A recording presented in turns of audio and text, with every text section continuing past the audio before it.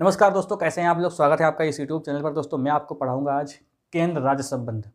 देखिए, केंद्र राज्य संबंध मैंने कल भी पढ़ा था, मतलब सैटरडे को। देखिए, केंद्र राज्य संबंध जो है, केंद्र राज्य संबंध, इसको 3 भागों में पढ़ रहे हैं। एक तो पढ़ा हम लोगों ने विधायी संबंध, ठीक है। एक हम लोग पढ़ेंगे प्रशासनिक संबंध, एक पढ़ेंगे वित्त संबंध, वित्त संबंध, ठीक है। आर्टिकल देखो, इसमें हम लोगों ने पढ़े थे, ठीक है। आर्टिकल पढ़े थे किससे कहाँ तक पढ़े थे यार। 245 से 255, 256 से 263, 263 से 264 से 293, ठीक है। ये पढ़ेंगे हम लोग। तो ये मैंने कल आपको पढ़ाया था। ये दोनों भाग 11 में हैं, भाग 11, भाग 11, भाग 12, मतलब 22 भागों में भाग 11 में हम लोग पढ़ेंगे। आज प्रशासनिक तौर पर जो केंद्र राज्य के संबंध होते हैं उनको देखेंगे, ठीक है। रफ करते हैं इसको। देखिए, एक बात बताओ, जैसे विधायी शक्तियाँ, विधायी संबंध क्या होता है, कानून बनाने के संबंध में, लेकिन उसके हिसाब से चलाने के संबंध में क्या हो जाएगा, प्रशासनिक। जो नियम बनाए हैं उसके हिसाब से जो चलाया जा रहा है, उस नियम के हिसाब से देश का शासन चल रहा है, वही तो होगा प्रशासन। तो केंद्र और राज्य के बीच प्रशासनिक संबंध हम लोग पढ़ेंगे, आर्टिकल 256 से 263 तक, ठीक है। तो यहाँ पर देखो, जैसे कि हम लोग ने कल देखा था कि एक होती है संघ सूची, इसमें 100 विषय होते हैं। एक होती है राज्य सूची, इसमें 61 विषय होते हैं। एक होती है समवर्ती सूची, इसमें 52 विषय हैं। पहले 47 विषय थे। संघ सूची पे कानून कौन बनाता है, संघ सूची पे कानून बनाता है संघ यानी केंद्र, संसद। राज्य सूची में राज्य कानून बनाता है। समवर्ती सूची में दोनों लोग कानून बनाते हैं। समवर्ती सूची में प्रभावी कानून किसका होता है, राज्य का होता है, क्योंकि राज्य देखिए ज़्यादा प्रभावी हो जाएगा, ठीक है। और यहाँ पर देखिए 100 विषय, यहाँ पर 61, यहाँ पर 47, ये आपको मैंने कल भी बताया था। देखिए, कानून बन चुका है, अब कानून के हिसाब से अब चलेगा प्रशासन। तो केंद्र और राज्य के बीच क्या स्थितियाँ होती हैं, कैसे कैसे संबंध, क्या संबंध है, कैसे प्रशासनिक संबंध है, कैसे चलेगा शासन, इसके बारे में पढ़ेंगे हम लोग। तो देखिए, आर्टिकल के हिसाब से मैं पढ़ाता हूँ, ठीक है। तो आर्टिकल देखो 256, आर्टिकल 256 में क्या बताया गया है, समझो। आर्टिकल 256 में ये बताया गया है कि राज्य जो है, राज्य अपनी कार्यपालिका की शक्तियों का प्रयोग ऐसे करेगा, ठीक है, जिससे संसद द्वारा बनाए गए कानून का पालन हो, ठीक है। तो यहाँ पर लिख लो कि राज्य अपनी कार्यपालिका की शक्तियों का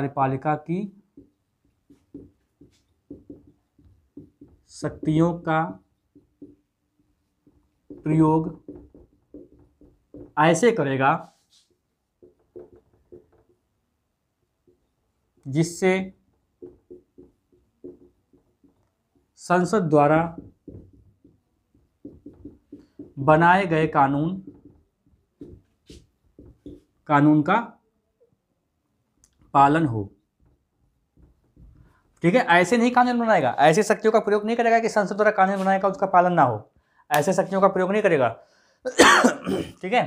तो देखो, दूसरी बात देखो क्या है कि संघ अपनी कार्यपालिका शक्ति का प्रयोग राज्य को ऐसे निर्देश देने में कर सकता है जिसमें भारत सरकार आवश्यक समझे, ठीक है। मतलब समझो, यहाँ पर जो है कभी कभी ऐसा होता है जैसे कि लॉकडाउन चल रहा था, तो केंद्र सरकार राज्यों को निर्देश दे सकती थी, निर्देश दिया भी कि भाई इसको अपने राज्यों में भी लागू करो। तो ऐसे भी निर्देश लागू जो है अपनी कार्यपालिका शक्ति का प्रयोग करके निर्देश दे सकते हैं राज्यों को कि राज्य भी जो है उनका पालन करे, ठीक है। वो भारत सरकार को आवश्यक लगते हैं। अब जैसे आपके दिमाग में ये बात आ जाए कि सर ये बताइए कि मान लीजिए ये सब ना माने राज्य, तो क्या होगा। तो ये सब देखो अगर नहीं मानता है तो देखो ये बताया गया है आर्टिकल 365 में, ये आर्टिकल 365 में बताया गया है दोस्तों कि अगर केंद्र के हिसाब से राज्य ना चले, ठीक है, तो राष्ट्रपति शासन लग जाता है, वहां पर राष्ट्रपति शासन लगेगा, राष्ट्रपति शासन लगेगा। ये आर्टिकल होता है 356। 365 के तहत ये बताया गया है और 356 के तहत लगता है। 3 आपातकाल है, 352, 356, 360। तो ये अलग से ही टॉपिक है, तो इसको हम लोग अलग से पढ़ेंगे, ठीक है, इसको हम लोग अलग से पढ़ेंगे दोस्तों। तो ये बात आपको इतना पहले स्क्रीनशॉट ले लो, ठीक है, इसको रफ करते हैं, समझ में आपको आ गया होगा। अब देखो जो चीज़ें मैंने आपको यहाँ बताई है ना, वही चीज़ बिल्कुल सेम टू सेम आपको मैं 257 में बताने वाला हूँ, लेकिन कुछ चेंज है। चेंज क्या है वो मैं आपको बताऊंगा, ठीक है, इसको रफ करते हैं। बहुत यार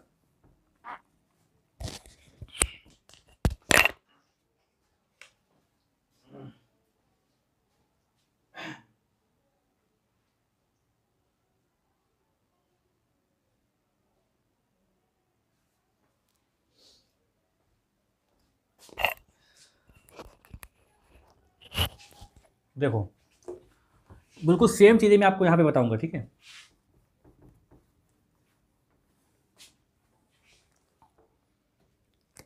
आर्टिकल 257 क्या कहता है, देखो आर्टिकल 257 ये कहता है आपसे कि जो राज्य है, राज्य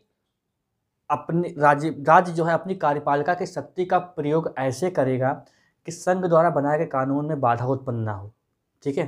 देखो यहाँ पे मैं शॉर्ट में लिखता हूँ, राज्य व संघ के नियमों में बाधा उत्पन्न ना हो। समझो, इस बात को समझो मैं क्या कहना चाहता हूँ। देखो जैसे कि ये एक राज्य है, ठीक है, ये एक राज्य है और ये केंद्र है। इन्होंने ए नाम का कोई कानून बनाया, ए नाम का कोई कानून बना दिया, ठीक है, नाम का कानून बनाया इन्होंने। अब ये पूरे भारतवर्ष में चल रहा था, ए नाम का कानून जो है पूरे भारत में चल रहा था। फिर एक मान लीजिए राज्य है कोई राज्य है, उत्तर प्रदेश, बिहार, मध्य प्रदेश, कोई भी मानो, इन्होंने एक बी नाम का कानून बनाया। पर राज्य का कानून बनाने का अधिकार होता है राज्य को, ठीक है। बी नाम का कानून बनाया। अब बी नाम का कानून बनाते ही जैसे ये बन के तैयार हुआ और लागू हो गया, तब ए में बाधा उत्पन्न हो रही है, ए को पूरा करने में बाधा उत्पन्न हो रही है। तो ऐसे कानून, ऐसे कार्यपालिका शक्ति का प्रयोग वो राज्य नहीं करेगा। तो राज्य और संघ के बीच जो कार्यपालिका शक्ति है उसमें बाधा उत्पन्न ना हो।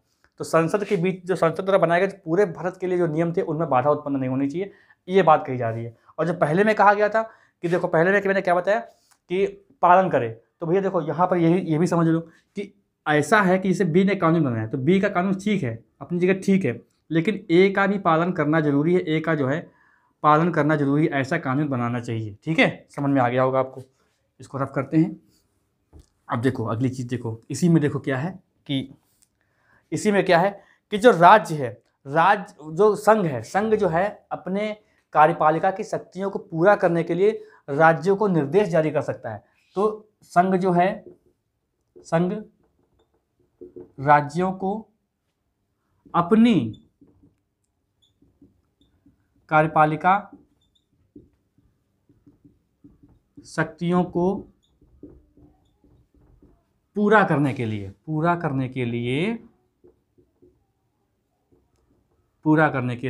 क्या कर सकता है भाई,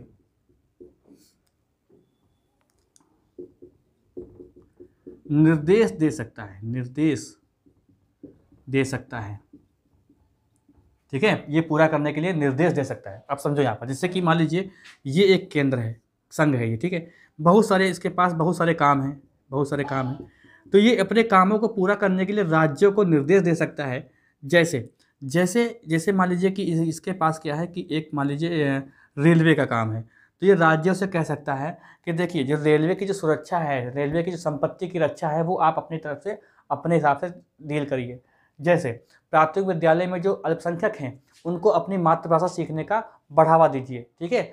जो राज्य है ये सब किसके काम है? राज्य, ये सब संघ के काम है। जैसे कि राज्य है तो राज्य में क्या है कि जो आपका संचारण संबंधित चीज़ें हैं जैसे इंटरनेट वगैरह, उनकी सुविधाएं उपलब्ध कराइए। अनुसूचित जनजाति के लोग हैं उनको ऊपर लाने के लिए उनकी जो है अलग अलग से आयोग का गठन कीजिए। तो ये सब निर्देश दे सकता है कौन? ये निर्देश देता है केंद्र, ठीक है, राज्य को। तो आर्टिकल 257 के तहत ये बात कही गई है। इसको रफ करते हैं। आर्टिकल 258 देखो क्या कहता है। आर्टिकल 258 भी देखो एक तरीके से क्या कहता है कि शक्तियों को बंटवारा करने की बात करता है। तो इसमें ये कहती जो राष्ट्रपति जो है वो केंद्र की कार्यपालिका शक्तियों, केंद्र की जो अपनी शक्तियां हैं वो मतलब राज्य पर थोप देना, ये आर्टिकल 258 में 3 क्लॉज हैं, मैं आपको बताऊंगा। मतलब देखो जो केंद्र की जो शक्तियां होती हैं वो राज्यों पर थोप देना, ये होता है। तो देखो नंबर 1 जो क्लॉज कहता है 258 का क्लॉज नंबर 1, ये क्या कहता है कि राष्ट्रपति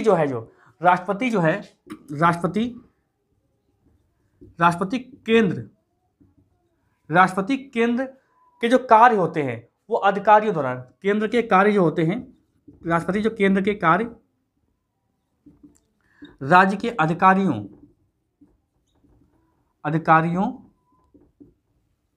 द्वारा करवाते हैं, ठीक है। और नंबर 2 देखो कुछ कार्य ऐसे होते हैं कि संसद कानून बनाकर वही काम राज्यों पर थोपते हैं। देखो कुछ तो ऐसे होते हैं जो राष्ट्रपति के द्वारा केंद्र के जो कार्य होते हैं वो राज्यों को सौंप देते हैं, उनके अधिकारी वगैरह करते हैं। जैसे मान लीजिए कि जो CEA आया था तो उनके जो नागरिकता संशोधन है तो नागरिक का जो पंजीकरण वगैरह है वो सब राज्य वगैरह देखती है वहाँ पर, तो ये कौन करवा रहा है? राष्ट्रपति करवा रहे हैं। कुछ काम ऐसे होते हैं जो संसद कानून बनाकर करती है, यही काम संसद जो है कानून बनाकर भी करेगी। और तीसरा क्लास ये कहता है कि देखिए जब ऐसा काम आप करवा रहे हो, मान लीजिए आप जो है अपने ये बंदर देखो। और क्या है कि देखो जैसे आपके पास पहले काम कम था, वो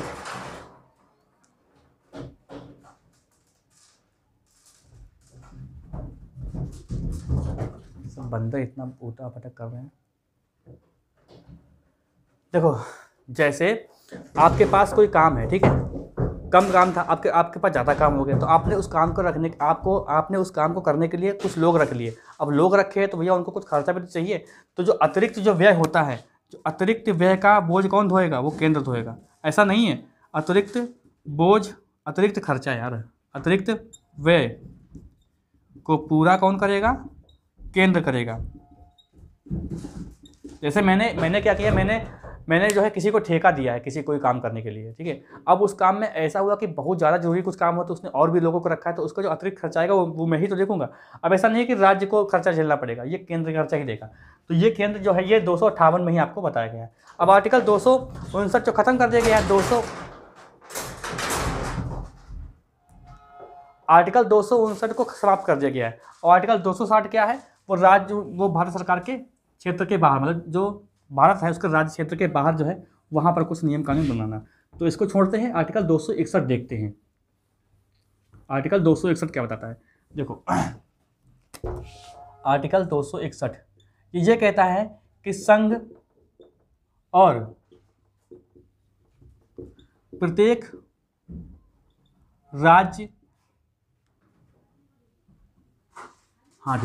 राज्य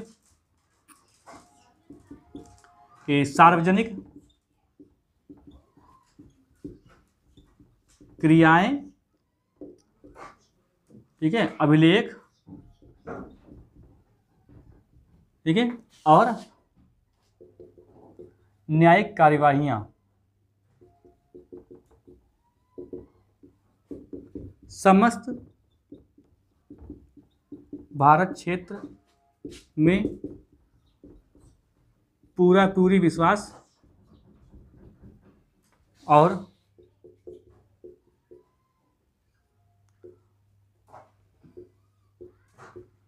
पूरी मान्यता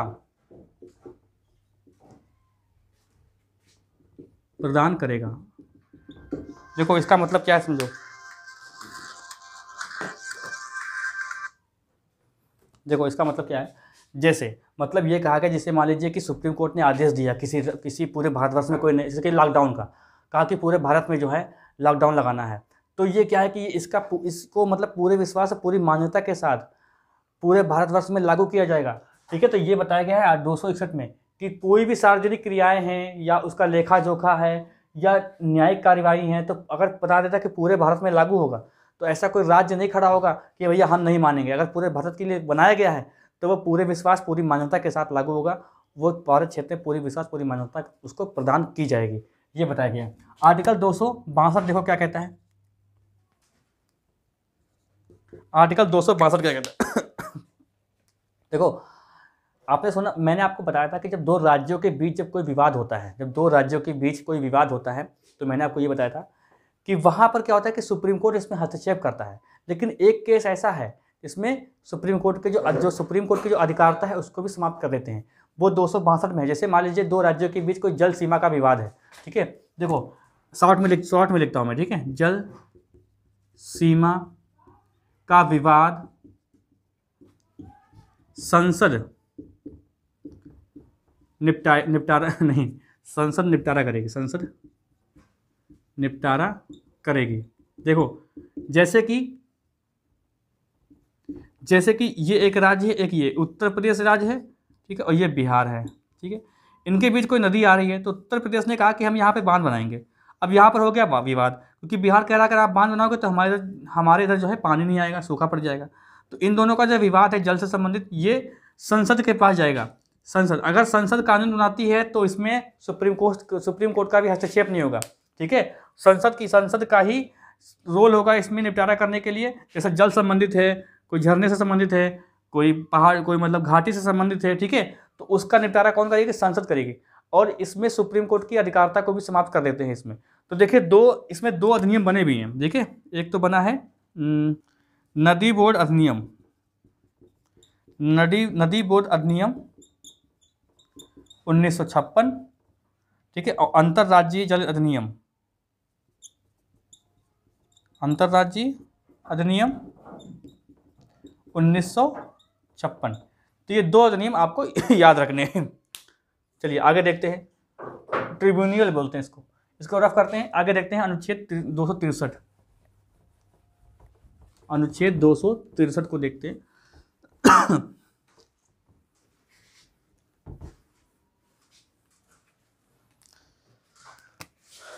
263 क्या कहता है? ये बोलता है अंतर्राज्यीय परिषद का गठन, अंतर्राज्यीय परिषद का गठन, ठीक है, कौन करता है? राष्ट्रपति जी करते हैं। ये राष्ट्रपति।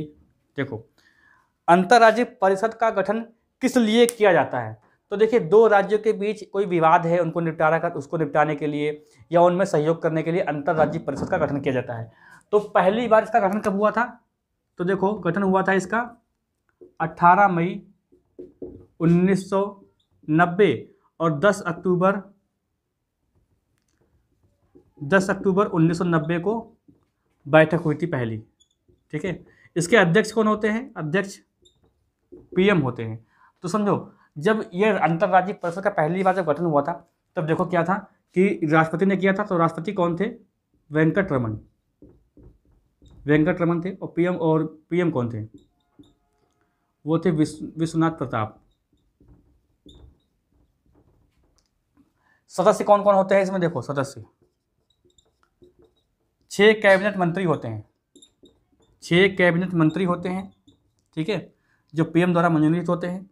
राज्यों के सीएम होते हैं और केंद्र शासित प्रदेश के प्रशासक होते हैं, उपराज्यपाल होते हैं, ठीक है। इसको बोलते हैं इंटर स्टेट काउंसिल, अंग्रेजी में बोलते हैं इसको इंटर स्टेट काउंसिल। तो आप समझ गए होंगे इसका। और देखिए जब आपातकाल चल रहा होता है तो सारे कानून किसके पास आ जाते हैं? सारे कानून के अधिकार आते हैं संसद के पास, जब आपातकाल चल रहा होता है। आपातकाल 3 प्रकार के होते हैं, वो मैं आपको अलग से पढ़ाऊंगा क्योंकि वो अलग टॉपिक ही है। तो ये आपका समाप्त होता है, इसके आगे कुछ है नहीं। तो आपको कोई भी किसी चीज़ पे डाउट हो तो आप लोग क्वेश्चन कर सकते हैं, ठीक है। मैंने तो पूरी कोशिश की है कि आपको सारी चीज़ें अच्छे से समझ में आए। जब सामने कोई कमेंट करने वाला होता है या सामने क्लास चल रही होती है तो वहाँ पर जो लोग क्वेरी करते हैं तो वहाँ पर चीज़ें अच्छी से क्लियर हो जाती हैं, ठीक है। लेकिन मुझे पता है कि आपको कहाँ कहाँ डाउट है। तो चैनल पे जो लोग नए हैं वो कृपया सब्सक्राइब कर लें, बेल आइकन दे, जिससे आपको लेटेस्ट अपडेट मिलते रहे। कोई डाउट हो आप कमेंट कर सकते हैं। वीडियो को लाइक कर दीजिएगा और वीडियो को शेयर करना मत भूलिएगा। मिलते हैं अगली क्लास में।